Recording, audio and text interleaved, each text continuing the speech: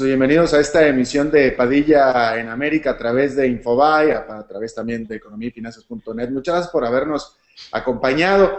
En esta emisión vamos a hablar casi exclusivamente de acciones de mercados de valores, vamos a hablar de finanzas, vamos a hablar de la parte financiera de lo que es economía y finanzas, un tema que en realidad es bastante apasionante, muy interesante para mí, pero que pocas veces he tenido oportunidad, sobre todo en los últimos años, de poder tocarlo, pero yo creo que esta es la ocasión de hacerlo. Pero bueno, vamos a iniciar de manera apropiada, que es, bueno, justamente con el reporte de bolsa del día, y de ahí vamos progresando hacia lo demás. Se une a nosotros Daniel Estico, el ex editor de economía de Infobae, desde Infobae en Buenos Aires. ¿Cómo estás, mi querido Daniel? Fue una jornada positiva, ¿no es cierto? Así es, Alberto. Buenas tardes. Realmente sí fue positiva para lo que es América del Norte. El Dow Jones terminó con una suba del 0,3%, hubo datos positivos del empleo y entonces el Dow supera la barrera de los 13.000 puntos y acumula ya una suba del 7,6% desde comienzos del año. También subió el Nasdaq, se recuperó Apple y entonces aumentó 0,49%. México también fue positivo, 0,51%, mientras que hacia el sur el panorama fue un poquito más negativo. Bovespa de Brasil terminó equilibrado, apenas 0,04 de caída, Chile cayó 0,38, Perú cayó 0,12, Buenos Aires también bajó 0,81% y las materias primas operaron en positivo, el oro con suba de 4,6 dólares a 1.699 dólares la onza, mientras que el petróleo terminó con una baja de 1,6 dólares a 86,26. Daniel, qué bueno que pasaste el dato este de lo que lleva de rendimiento el índice industrial Dow Jones en lo que va del año, que todavía no acaba, pero ¿tienes el dato de casualidad de lo que, ya sea del Standard and Poor's 500 o del Nasdaq? Mira, están corriendo parecido. En este momento no lo tomé, pero te digo que lo estuve viendo hasta hace un rato y estaban con variaciones bastante similares el Nasdaq y el Standard Poor's. Sí, En sí. todo caso, la próxima entrega de mañana con el cierre semanal lo verificamos. No, y muchas gracias, porque es bien interesante porque a ver, y esto es para comentarlo contigo, si bien de pronto 7% aparece ser bastante poco, porque en realidad un rendimiento de 7% pues no es mucho, pero si te pones a tomar en cuenta que en Estados Unidos, estamos hablando en dólares, las tasas están a cero, es decir, que Claro. la inversión fija te da nada, pues cuando menos un 7%, pues oye, es mucho más, Es es un un buen tazón, rendimiento. realmente es una tasa, es un rendimiento muy, muy interesante, 7,6% en dólares. Pensemos que, por ejemplo, lo que estamos acostumbrados a la economía americana o de Sudamérica, con más, un poquito más de inflación, o la Argentina, en el que la tasa de Exacto. interés está en el 12, 13%, tener un rendimiento en dólares del 7% es No como es que acá nada. te paguen 25, 30% un plazo fijo, ¿no? Sí, bueno, buen punto, fíjate, porque si tú estás, si eres un inversionista, bueno, pues en Argentina, donde pues, la inflación es alta, pero si eres en Buenos Aires, en Brasil, estoy queriendo decir, donde Exacto. las tasas de interés todavía son bastante altas, pues un rendimiento en dólares de 7% en realidad, pues no es nada, en realidad incluso hasta le estarías perdiendo plata a tu inversión. Tal cual, tal cual. Por eso es importante esta referencia y yo creo que a veces este apetito por sacar el mejor rendimiento a veces le hace a uno pensar que es un poco rendimiento y hoy 7,6 aún en Brasil en dólares no deja de ser muy atractivo.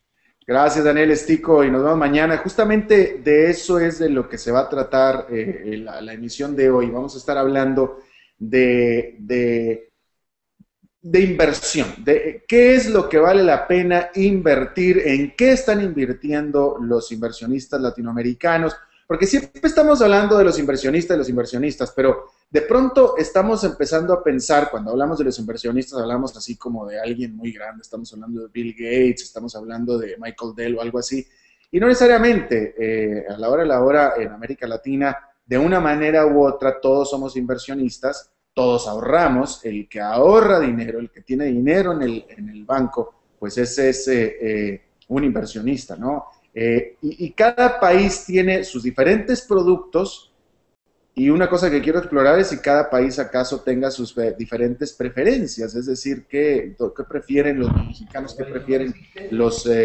argentinos, qué prefieren los peruanos, etcétera, a la hora de invertir, y, en fin, diferencias de ese tipo. Vamos a tener ahora, pues más que 2 invitados, la idea es tener prácticamente un panel, porque vamos a tener 3 invitados, y están con nosotros, está con nosotros Sofía Macías, desde México. Sofía es experta en finanzas personales y autora de un libro sobre finanzas personales. Este libro es El pequeño cerdo capitalista. ¿Cómo estás, Sofía? Muchas gracias por estar con nosotros. ¿Cómo estás, Alberto? Muchas gracias por invitarme. Muchas gracias. Y en Argentina está Juan Gasalla, él es el director de economía de Infobae. Juan, ¿me escuchas? Te escucho bien. Buenas tardes. Gracias. ¿Qué tal, Alberto? Muchas gracias, buenas tardes, gracias por estar con nosotros. Bueno, a ver, voy a empezar contigo, Sofía. Yo te estoy viendo por primera vez, me parece que eres bastante joven, y hago la referencia porque yo recuerdo, yo soy bastante más mayor que tú, que en México el dólar era rey. Yo me acuerdo que en México todo el mundo quería ahorrar en dólares, y mientras tú tuvieras dólares, aunque no te estuvieran dando intereses, ya con eso ya uno lo consideraba como un ahorro seguro, una inversión segura. Y desde entonces, yo ya llevo 15 años viviendo fuera de México, pero yo sé que la moneda mexicana, el peso, se ha fortalecido mucho, se ha solidificado mucho. Yo te quiero preguntar la primera pregunta, porque en Argentina ya sé cuál es, pero por lo pronto en México la respuesta. En México quiero saber, ¿el dólar sigue siendo tan buscado todavía como antes?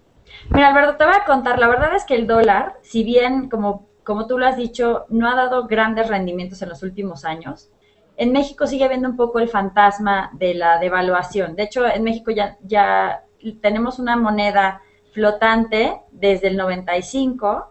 Ya tenemos de verdad muchísimo tiempo en el que quien rige el tipo de cambio es el mercado, no es un decreto oficial, pero aún así la gente se quedó un poco con esto, ¿no? Entonces, digamos que en los últimos 10 años se mantuvo estable entre 9 y 11 pesos por dólar. Ahora ha tenido un brinco y ha rondado en el último año, su nivel más alto fue 14 pesos por dólar, más o menos. Ahorita está en 12.95, pero la gente sí sigue pensando que es un refugio seguro, que es un refugio para ganarle.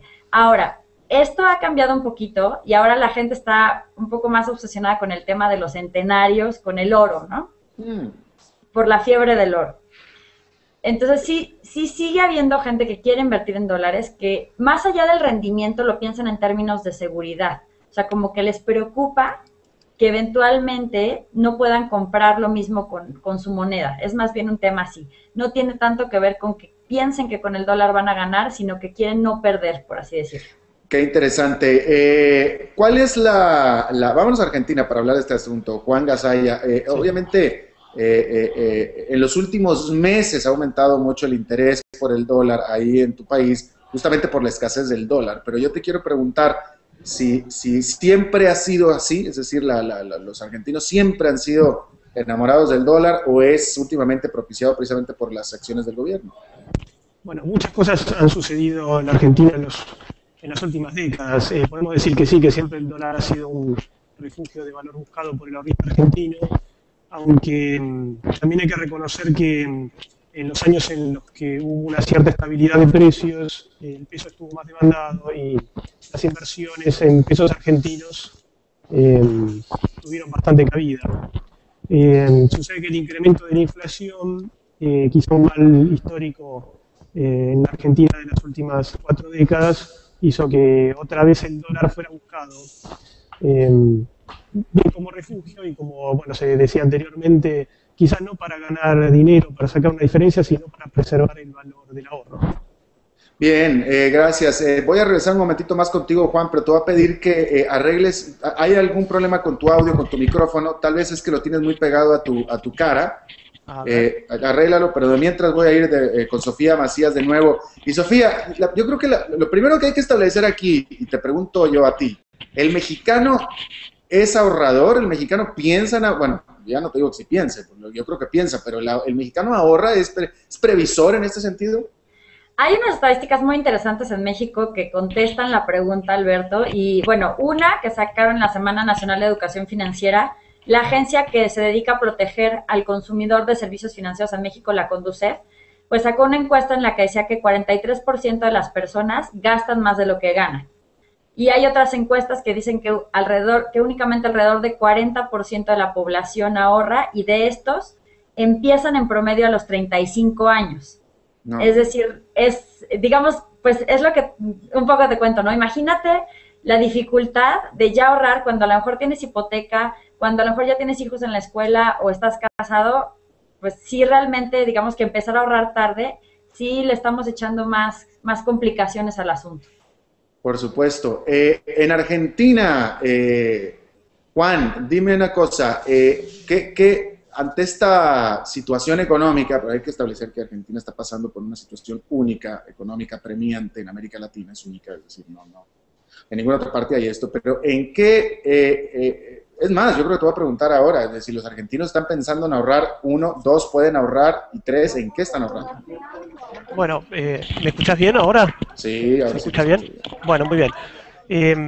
Bueno, el argentino en la actualidad podemos decir que en términos generales está siendo bastante conservador en sus colocaciones, digamos, los plazos fijos, el dólar en billete físico y quienes tienen un mayor poder adquisitivo en propiedades, digamos que esos 3 puntos son los más utilizados como forma de ahorro.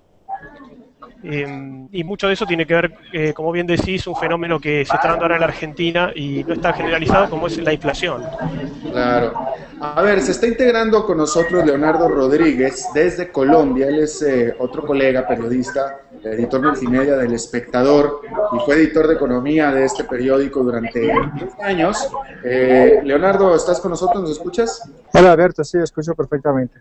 Gracias, Leonardo. Muchas gracias por estar con nosotros. Estábamos hablando acerca de las diferentes maneras en las que los diferentes países latinoamericanos, los ciudadanos, los habitantes de cada país, se preocupa y hace el quehacer del ahorro. Colombia es un país que tiene una característica interesante. A mí me interesa mucho el caso que hicieron con la petrolera de Colombia, Ecopetrol, muchas gracias. Que más que privatizarla, gran parte de la Ecopetrol se la ofrecieron al público, el público en general, y el público en general en teoría tiene propiedad de Ecopetrol, en lo que se toma como un caso muy, muy interesante de propiedad del ciudadano hacia una empresa tan grande. Pero la pregunta es esta: ¿quiere esto decir que el ciudadano colombiano tiene conciencia de lo que es el mercado de valores, lo que son acciones, etcétera? Pues la verdad, estos son, digamos, algunos esfuerzos puntuales que se han hecho desde el gobierno y desde algunas entidades por democratizar un poco el mercado accionario y tratar de meter al colombiano dentro de la línea de la inversión y el ahorro.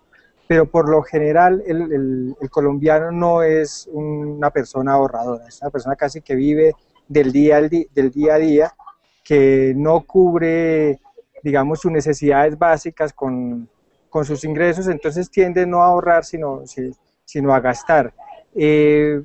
Hace poco hubo una encuesta en América Latina del porcentaje de ahorro de las personas y el 17% de latinoamericanos ahorra. En Colombia ese porcentaje es del 13%.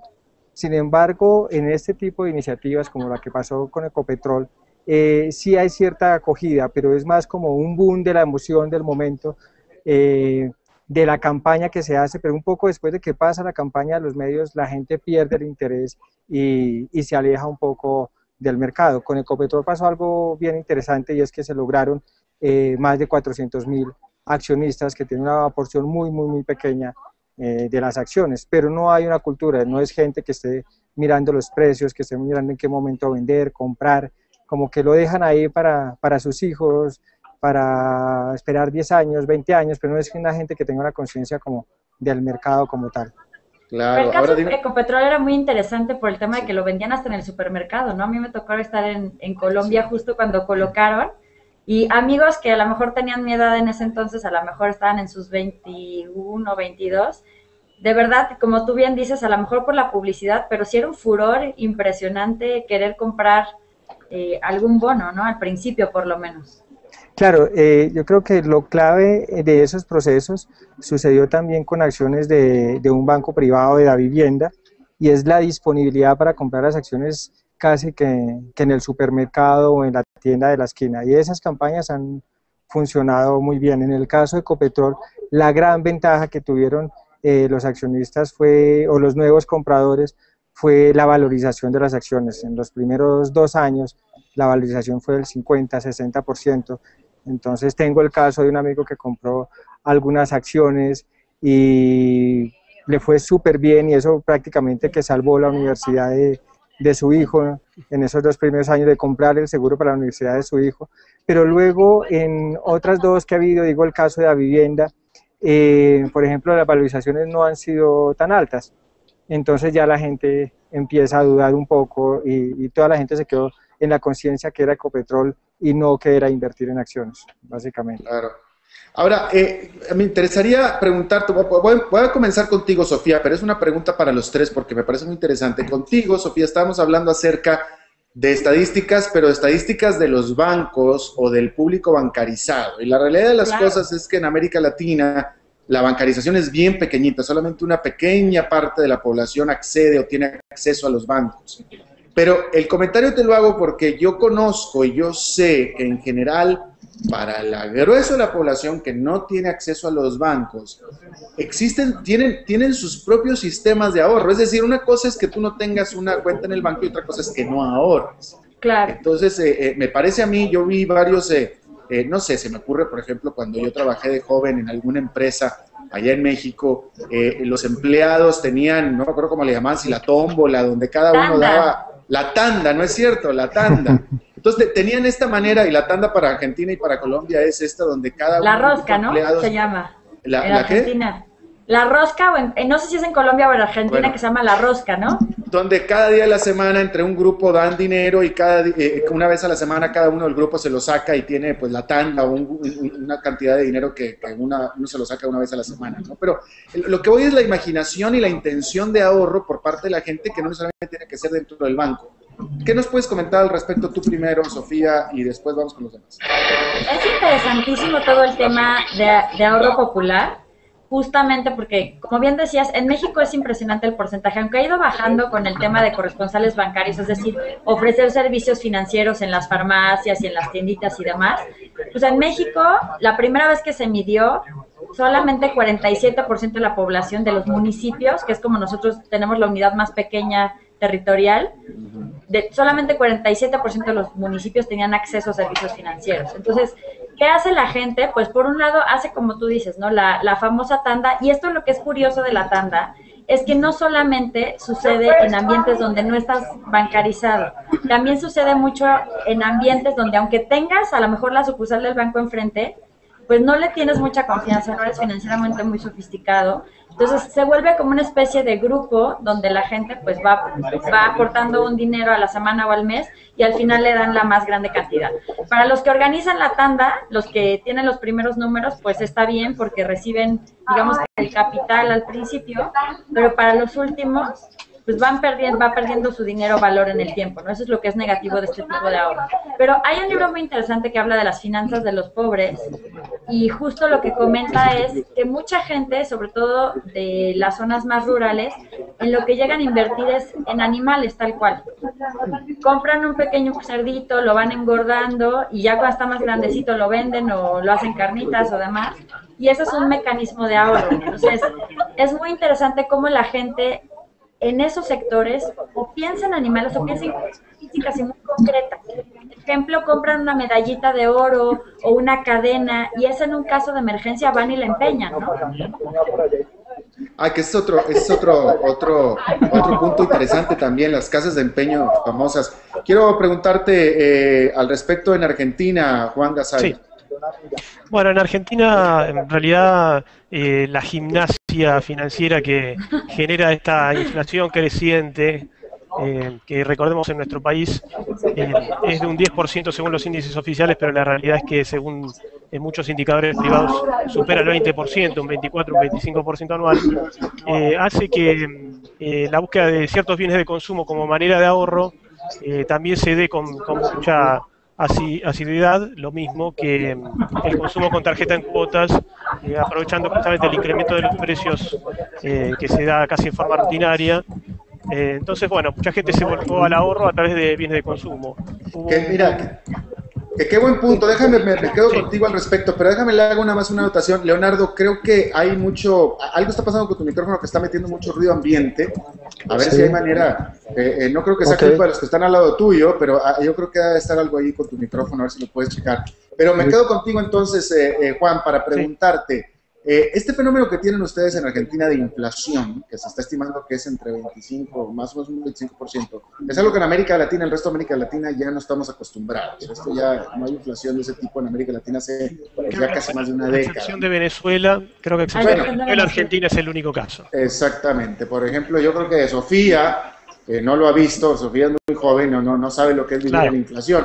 Pero déjame te pregunto entonces, Juan, ¿cómo ha cambiado la dinámica del gasto, del ahorro de los argentinos a raíz de que esta inflación ha subido? Porque no era tan alta antes.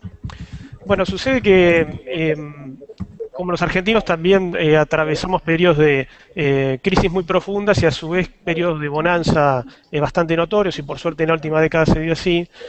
Bueno, también se da el hecho de que cuando la gente puede, por su condición financiera, su salario de bolsillo, acceder a bienes que se encontraban vedados por los tiempos de la crisis, la Argentina tiene un pensamiento quizá muy de corto plazo en materia financiera. Bueno, si este año podemos cambiar el automóvil por uno más nuevo, entonces se practica ese tipo de cambio. Y si se ve que la economía viene un poco más fría, un poquito, se puede ver hasta algún horizonte más complicado hacia el futuro, bueno, entonces se posterga, digamos, se toman decisiones muy a corto plazo y se adapta mucho el argentino a la coyuntura inmediata con mucha facilidad. Es una característica que hemos tenido que adquirir por las distintas crisis que atravesamos. Fue muy buena definición aquello de la gimnasia, me pareció muy exacta. Oye, pero ¿qué tanto de estas compras, por ejemplo, son para hacerse de bienes físicos? Porque en México, justo en la época de las hiperinflaciones, mis papás todavía tienen la leyenda de que regresaban de la luna de miel y tuvieron que hacer una negociación porque la inflación y el dólar y no sé qué, pero mucha gente decía, pues mejor gástatelo, porque si no va a valer menos, ¿no? Que desincentiva el ahorro. ¿Qué tanto la gente compra para hacerse de cosas físicas y combatir la inflación?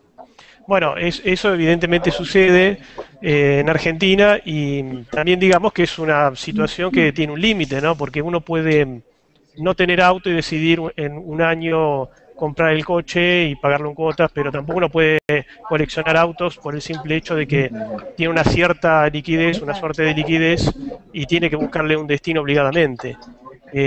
Y justamente, Alberto, yendo a la consulta que vos me hacías recién, eso quizás es lo que se está viendo en la Argentina en los últimos 2 años, que ya, bueno, digamos, el boom del consumo empezó a encontrar como un cierto límite, y eso hizo que probablemente en el año 2009, 2010, la apetencia por el dólar, que empezó a advertirse como un bien barato en la Argentina, empezó a incrementarse. Y seguramente ese es uno de los motivos que llevó al gobierno a aplicar en octubre de 2011 un control cambiario muy estricto que hace que prácticamente sea imposible acceder al billete físico dólar si no es a través del mercado paralelo o marginal. Claro. Leonardo, por lo que estoy empezando a deducir, pues estábamos hablando tanto con esta Sofía como con Juan, estábamos hablando de la capacidad y la intención de ahorro, tanto los mexicanos como los argentinos, que parece que es común. Pero según estoy pudiendo entender o reflexionar sobre las respuestas, por lo que me parece a mí es que el latinoamericano tiene la capacidad y la intención de ahorro, pero no el ahorro para tener un guardadito para emergencias, sino más bien para consumir, para comprarte algo que no te puedes comprar con tu salario normal o etcétera. Entonces, y acá viene y me estoy pensando, preguntarte o que comentes acerca de qué es lo que hace más el latinoamericano, ahorrar o consumir, y estoy pensando en la deuda de tarjeta de crédito también, las deudas en general. Sí, yo creería que es una gran tendencia de lo que tú dices de ahorrar para consumir en el corto plazo. En Colombia son muy populares las cadenas, que es el equivalente a la tanda en México, y son esos ahorros que se dan entre los amigos del barrio o en la oficina, en el sector público, o es muy común aquí entre los gremios de transportadores, los camioneros que se reúnen y aportan un dinero, los pequeños comerciantes que aportan un dinero diariamente en pequeñas cantidades, 2.000 pesos, 3.000 pesos, 10.000 pesos, muchas veces el máximo en un día, estamos hablando de 4 o 5 dólares, para recibir ese ahorro que han hecho mensual. Normalmente uno ve que cuando la gente recibe la tanda, lo hace para comprarse un nuevo televisor, para ir de vacaciones al balneario más cercano a su ciudad. Yo creo que la intención del ahorro no es en el largo plazo, sino es en el muy corto plazo para necesidades de consumo, básicamente. No hay un ahorro programado pensando en educación superior de los hijos a 10 o 15 años o para comprar bienes duraderos. Normalmente uno ve en esas épocas de diciembre, se sorprende uno viendo en los comercios de los barrios populares cómo el consumo, si se quiere, es mucho más alto que en los comercios de los barrios o de los sectores altos de la población. Claro, es cierto eso. Bueno, y para concluir, otra reflexión, y comienzo contigo, Sofía, es el hecho, y tú escribiste un libro al respecto, es el hecho de que este asunto tan importante y tan básico que es las finanzas personales, es algo que por lo que estamos viendo los latinoamericanos no manejamos muy bien, porque desde el momento en el que tú gastas más de lo que ganas, en ese momento ya estás haciendo un desastre financiero, y es el hecho de que académicamente no se enseña, es decir, es algo tan básico y tan necesario, pero en la educación primaria, en la educación secundaria, y por supuesto ni siquiera en la media ni en la superior, se enseña lo que es básico de finanzas personales, y muchas veces ni siquiera a nivel intrafamiliar se enseña, Sofía. No me escucha, Sofía. Bueno, ¿me escuchaste tú, Leonardo? Sí, yo creo que es básico. Yo he sido docente de universidades casi 15 años y jamás me he topado con una materia que tenga algo que ver con el ahorro. Y uno encuentra en los alumnos de economía, que son jóvenes de 19, 20, 21 años, que no tienen ni idea de lo que es el ahorro y no conocen los mecanismos del ahorro. Básicamente, para los colombianos uno ve que el único mecanismo de ahorro que conocen es la finca raíz. Aquí hay un dicho un adagio popular, que el ladrillo nunca se desvaloriza. Entonces, prácticamente lo único que la gente aspira como mecanismo de ahorro en el largo plazo es a tener vivienda, ¿sí? Claro. Pero obviamente por el monto de la inversión que se requiere, eso lo lleva a tener que dedicar un largo plazo para poder tener su vivienda, y eso pues desincentiva un poco, porque en ese largo plazo se van presentando las necesidades del día a día o el consumo de las navidades, y se esfuma esa posibilidad de ahorro en ese consumo diario prácticamente. Claro, y fíjate, bien interesante lo que dijiste, porque es cierto, porque el hecho de que haya economistas, alguien que haya estudiado economía, no los hace de ninguna manera, ni siquiera conocedores de finanzas personales, porque son dos cosas completamente distintas, y qué bueno que lo mencionas, ¿no? Ahora, a ver, aquí en Estados Unidos se dice que más de 3/4 partes de la población, más del 75% de la población, tiene consciente o inconscientemente o de alguna manera relación con el mercado de valores, algún tipo de ahorro ligado al mercado de valores, y típicamente se refiere que aquí en Estados Unidos los sistemas del ahorro para el retiro, que vienen prácticamente cualquiera que trabaje para una empresa, tiene ahorro para el retiro, y este ahorro para el retiro invierte estos ahorros en el mercado de valores. De ahí que la gran mayoría de la población tenga acceso al mercado de valores. El ahorro para el retiro o los fondos de pensiones en América Latina está incipiente, está creciendo, pero ¿qué tan diseminado y qué tan amplio es o tan penetrado es el mercado de valores dentro de la sociedad en general? Sofía, contigo primero. Pues mira, una estadística interesante que podemos ver son los fondos mutuos. En México se llaman fondos de inversión, y me imagino que en Estados Unidos es el equivalente a los mutual funds. En México somos 110 millones de personas, y únicamente hay 2 millones de contratos de personas físicas que están invirtiendo a través de este tipo de fondos. Entonces, realmente la participación de la sociedad en este tipo de instrumentos es muy bajita. O sea, como que la gente, los pocos que sí están ahorrando, lo tienen abajo del colchón, no tienen tanto esta cultura de comprar algo para que siga rindiendo.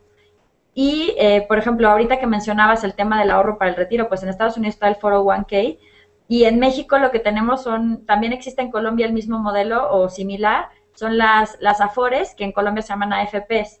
Y aquí el ahorro voluntario para el retiro es únicamente 1.02% del total de lo que ellos administran. El resto son las contribuciones a las que la gente está obligada. Es decir, muy poca gente realmente está sacando dinero de su bolsa para decir quiero tener una muy buena vejez. Claro, por supuesto. Y supongo que tanto en Argentina como en Colombia debe ser más o menos lo mismo. Juan, contigo primero. Bueno, sí, acá sucedió que en la década del 90 se estableció un sistema privado de fondos de pensión, las AFIJP, que justamente esos fondos eran el principal motor del mercado de capitales argentino. Por decisión del gobierno, hace pocos años se volvió al sistema estatal de pensiones y ese dinero empezó a administrarse en manos del Estado de otra manera y fue justamente en los 2 últimos años la gran decadencia de la Bolsa de Comercio de Buenos Aires, que está operando un monto inferior a los 10 millones de dólares diarios, para darte un ejemplo. Claro, claro. Así que bueno, como dato puedo contarles, por ejemplo, que los argentinos atesoran en dólares físicos, billetes físicos fuera del sistema financiero, unos 200.000 millones de dólares, que es poco menos que la mitad del Producto Bruto Interno argentino de un año. Más o menos son 5.000 dólares por argentino en promedio que se atesoran en billete físico. Eso me parece que refleja... hablas físicamente, hablas en la mano, que lo tienen en su casa. Billetes verdes, sí señor. O en cajas de $5.000 por cada argentino. Sí, o en cajas de seguridad. Pero fuera del sistema financiero, digamos, fuera de la declaración. Casi la mitad del Producto Bruto Interno de un año. Lo que significa un poco la desconfianza que todavía tiene el argentino en su propia moneda, y eso puede extenderse perfectamente a lo que podría ser una inversión en acciones o bonos o obligaciones negociables en el mercado de capitales. Claro, dato muy interesante. Bueno, vamos a despedirnos ya. Sofía, nada más para despedirnos, ¿dónde puede alguien conseguir tu libro? El libro está disponible en ebook en la tienda de iTunes, en la parte de iBooks, y también lo pueden encontrar en Amazon. Ahí está en paperback y para algunos lugares en el lugar de Kindle. Y si quieren saber un poco más del libro, también nos pueden visitar en la página, que es pequeñocerdocapitalista.com. Y dime una cosa, porque estoy viendo que es Finanzas Personales para Hippies, Yuppies y Bohemios. ¿Por qué este grupo tan particular para enseñarle finanzas personales? La pregunta, un poco, ahorita que me desconecté, la tecnología me sacó, que estaba haciendo la pregunta, estabas platicando con Leonardo de esta parte de que ni los economistas de repente le entienden al tema. Yo la verdad es que creo que de repente pensamos que el tema de finanzas personales es solo para los especialistas. Y no, todas las personas manejamos dinero y de nuestra pericia para manejarlo depende que podamos hacer más cosas. Entonces, cuando yo abrí el blog, que es el antecedente del libro, pues había diseñadores, publicistas, comunicólogos que eran quienes lo leían, ¿no? Entonces era como este grupo que, pues a lo mejor un poco hippie, a lo mejor un poco bohemio, pero que no importa realmente a qué te dediques, tú puedes manejar mejor tu dinero si tienes educación financiera, ¿no? Todas estas cuestiones de las que estamos platicando en esta mesa, que hablan mucho de conocimiento que es casi de supervivencia. Claro. Bueno, Sofía Macías, experta en finanzas personales y autora del Pequeño Cerdo Capitalista. Muchas gracias por participar con nosotros de la Ciudad de México. Gracias, hasta pronto. Leonardo Rodríguez, editor multimedia del Espectador de Colombia. Muchas gracias por tu participación, colega. Y bueno, Juan Gasalla, su director de Economía de Infobae, también desde Buenos Aires. Te agradezco muchísimo, Juan, tu participación. Gracias, Alberto. Un gusto. Buenas tardes. Gracias a ti. Gracias. Bueno, y recordarle que este es un programa interactivo y se trata de que ustedes también participen. En esta ocasión, bueno, tuvimos a todo un panel de 3 entrevistados, pero se trata de que ustedes también puedan participar a través de aquí, de la página donde están viendo. Ustedes nada más cuestión de que pongan sus datos y comienzan a participar con nosotros de manera en vivo y para que puedan dar sus comentarios y también sus aportaciones. Bueno, eso es todo lo que tenemos por esta emisión de Padilla en América. Muchas gracias por habernos acompañado. Nos vemos en la próxima y que la pase usted muy bien.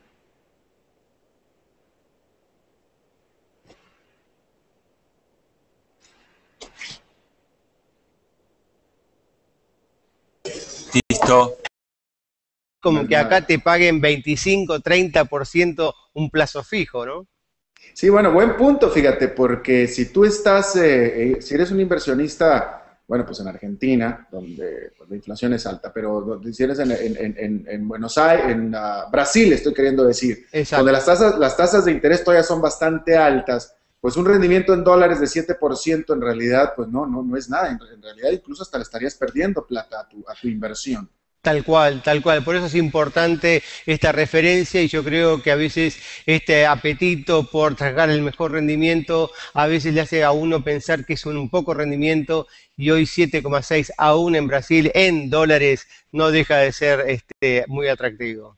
Gracias, Daniel Estico, y nos vemos mañana. Justamente de eso es de lo que se va a tratar la emisión de hoy. Vamos a estar hablando de inversión, de qué es lo que vale la pena invertir, en qué están invirtiendo los inversionistas latinoamericanos, porque siempre estamos hablando de los inversionistas. Corriendo parecido, en este momento no lo tomé, pero te digo que lo estuve viendo hasta hace un rato y estaban con variaciones bastante similares el Nasdaq y el Standard & Poor's. Sí, En todo caso, la próxima entrega de mañana con el cierre semanal lo verificamos. No, y muchas gracias, porque es bien interesante porque y esto es para comentarlo contigo, si bien de pronto 7% parece ser bastante poco, porque en realidad un rendimiento de 7% pues no es mucho, pero si te pones a tomar en cuenta que en Estados Unidos, estamos hablando en dólares, las tasas están a cero, es decir, Claro, que la inversión fija te da nada,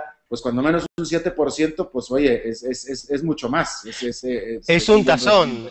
Realmente es una tasa, es un rendimiento muy, muy interesante, 7,6% en dólares.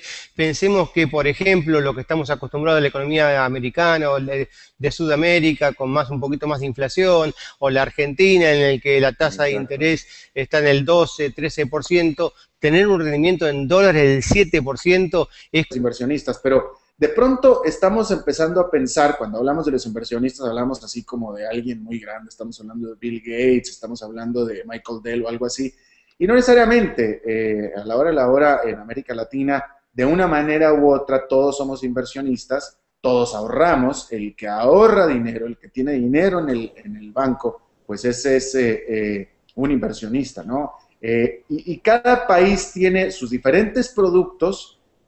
Y una cosa que quiero explorar es si cada país acaso tenga sus diferentes preferencias, es decir, qué prefieren los mexicanos, qué prefieren los argentinos, qué prefieren los peruanos, etcétera, a la hora de invertir, y, en fin, diferencias de ese tipo. Vamos a tener ahora, pues más que dos invitados, la idea es tener prácticamente un panel, porque vamos a tener 3 invitados, y están con nosotros, está con nosotros Sofía Macías, desde México. Sofía es experta en finanzas personales y autora de un libro sobre finanzas personales.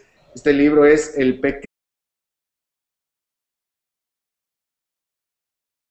Bienvenidos a esta emisión de Padilla en América a través de Infobae, a través también de economía y finanzas.net. Muchas gracias por habernos acompañado.